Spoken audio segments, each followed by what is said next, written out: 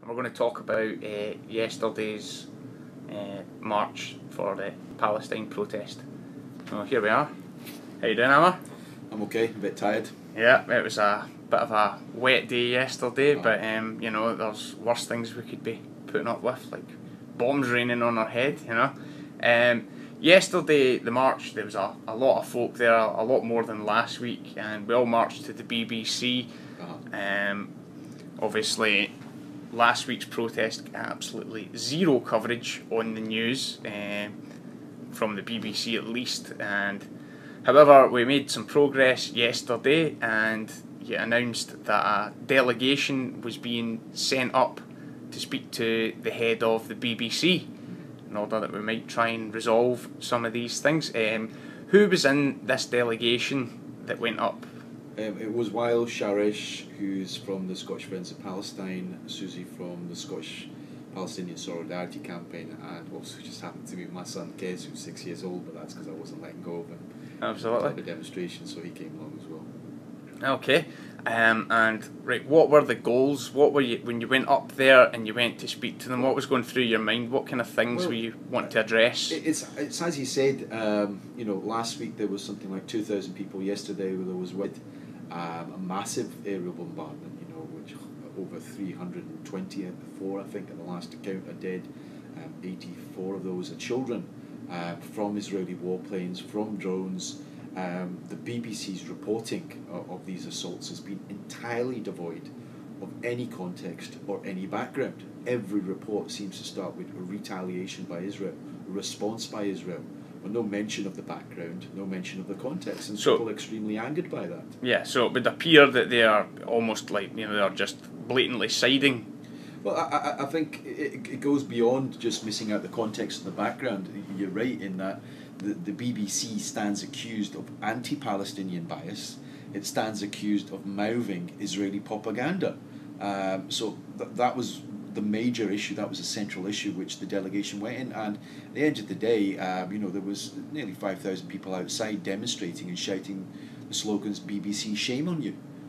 So that was the message that we were taking inside, as they were in London, as they were in Aberdeen, as they have done repeatedly when people have flooded the complaints telephone line, written in letters, raised questions in newspapers, as in, what the hell is the BBC doing?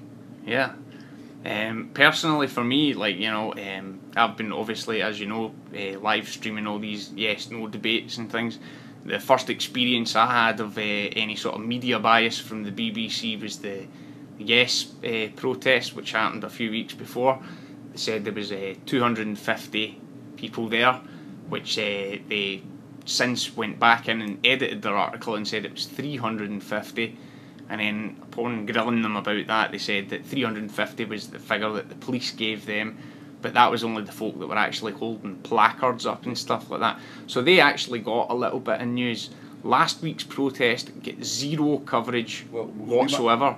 We managed to counter that, because one of the issues that I raised was that we demanded that they had a news reporter. There was camera crews that were present, and we were conscious of the fact that many journalists actually from the BBC are trying to do an extremely difficult job.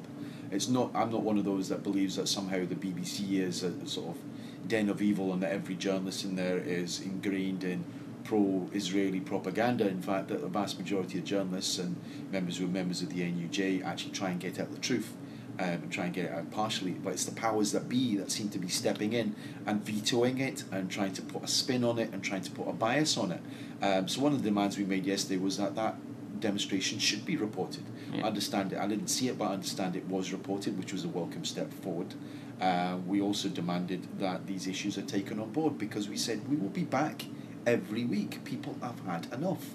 Reports that accurately reflect the reality on the ground, and it's failing to do so. And so it's up to us as licence payers, to whom the BBC is actually supposed to be accountable, to demand that it does. And that was one of the demands that we made yesterday. We said, look, we're here as a delegation. There's thousands of people outside. Those thousands of people will be back once again if you fail to accurately report. We don't expect the BBC to be cheerleaders for Hamas. I said that. I said what we do expect them to do is impartially report the issues that are happening in Gaza, that are happening in Palestine, and to have context and to have background. Otherwise, people will switch off, people will end up not paying their license fee, and people will turn to their competitors. But people also have a belief that the BBC traditionally has tried to be impartial, and that, unfortunately, for the last several years, as far as I can see, it's been a repeated complaint. I mean, we said there was 2,000 last week, 5,000 today, it was 100,000 people marching in London. If they don't want this to keep happening, then they have to change it. Now, the BBC said to us that they will take our concerns on board. They were positive in the manner in which they dealt with it, and they said they will report it to James Harding, who's the head of the BBC News UK output. That clearly is a concern that's been repeatedly expressed. Yeah. Obviously, BBC Scotland doesn't have a control over the UK news output, but we said, well, they're the headquarters in Scotland, and they have to take these concerns on board. At the end of the day, people in Scotland, as far as we're concerned, are fed up with this, and they want a change to take place. Would it be fair to suggest then that possibly BBC Scotland aren't so much to blame as the BBC down south, who are obviously the controllers? Well, the way I see it is that BBC Scotland is part of BBC UK, so it's one organisation, so I don't think it's a case of being able to pass the buck, but I appreciated, and I said that to them, I said, appreciate they don't have control over UK news outputs. However, they can reflect what is going on in Scotland, which was a step forward in that they had to report the demonstration yesterday. And the fact that they didn't report the demonstration last week was an absolute disgrace.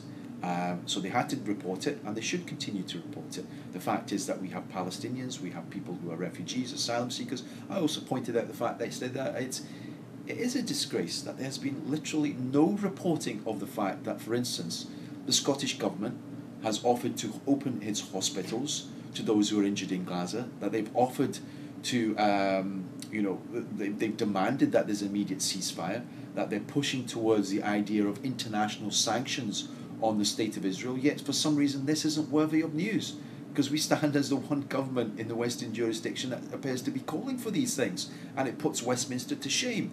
Now, whether you're in the yes side or whether you're in the no side, I think the vast majority of people, decent-minded people, will think that's a good thing the Scottish government has done. And surely the BBC Scotland had a duty to report that. That would be hard to disagree with that, So what was the outcome then of the meeting? They agreed that they would take the issues and concern back to James Harding, and that they would hope to come back to me within the next week of how they intend to deal with this. But I'll say this, we're licence payers, and they're accountable to us. It's our BBC.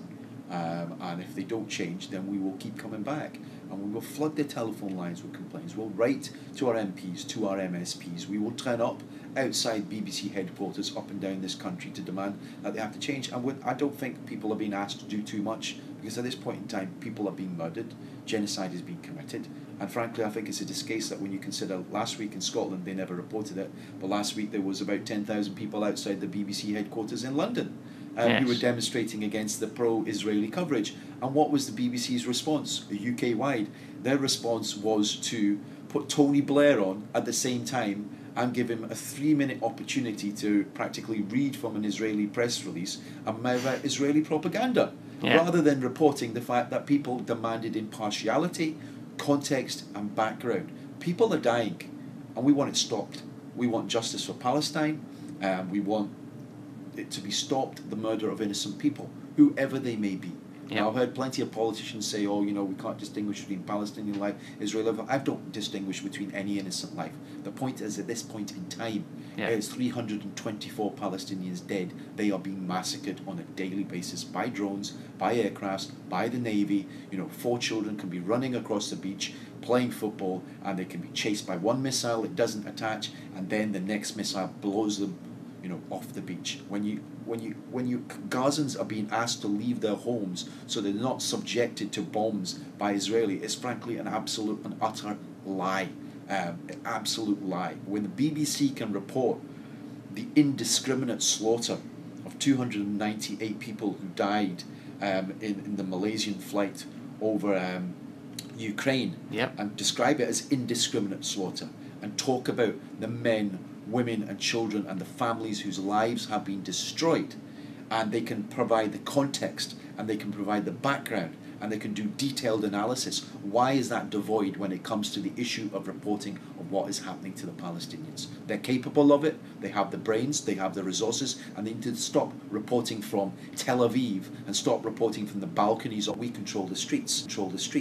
Well, we also control the license fee. That's our broadcasting corporation, and we wanted to report the truth. That's all we asked them to do yesterday. We didn't ask them to ask as a cheerleader for one side or the other, but actually to report the truth. When 4 children are blown off a beach, we expect them to report the truth. There was no Hamas nearby, there was no rocket launchers. They were 4 children who were playing football the same as any other children would be in a sunny climate around the world.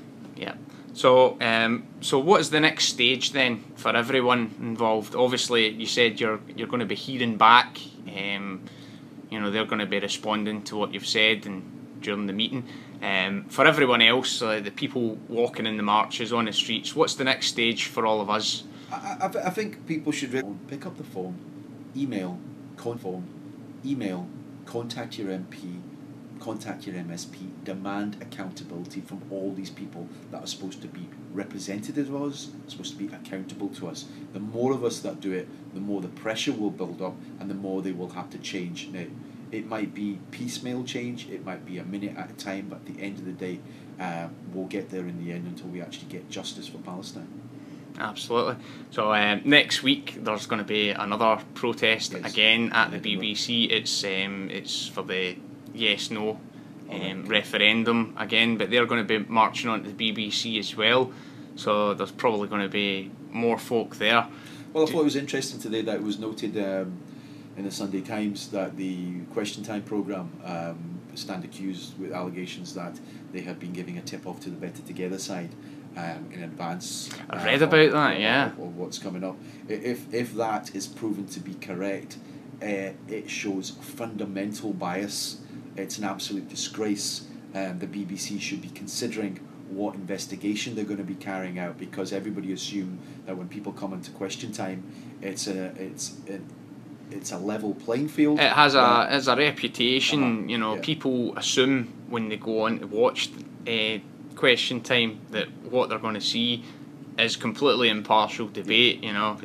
Well, so it requires immediately for the BBC to step in and carry out an impartial, transparent investigation into the allegations that are contained in the Sunday Times. Hardly a supporter of independence, I have to say. Yeah. These are serious allegations. They have to be met. And again, I say this, they have to be accountable to the public they represent. And whether they like it or not, that means being accountable to the 6 million or more people that live in Scotland who also happen to pay their licence fee. Yep. It might have the word British in it. I hope one day we have the Scottish Broadcasting Company, but at this point in time it's the British Broadcasting Company, which means it's accountable not just to people in Scotland, in England, in Wales, and Northern Ireland, and it has a duty to uphold the question of balanced reporting. And if various agencies, whether it be Question Time or others, are actually trying to fix the debate, then it's an abuse of the process. Absolutely. And they should be investigated and they should be held to account. Okay, so I also say there's a demonstration in Edinburgh also next week at 1 o'clock. I believe that's the Mount in support of Palestine and stopping them. Right, okay. Gaza, Scottish Friends of Palestine, Scottish Palestinian Solidarity Campaign, various groups and organisations in Edinburgh are also organising that. So hopefully people will turn out for that.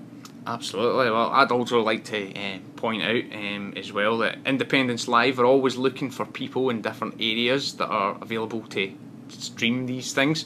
So if you want to get involved, if you're going to the Mound in Edinburgh next Sunday, then please give us a shout.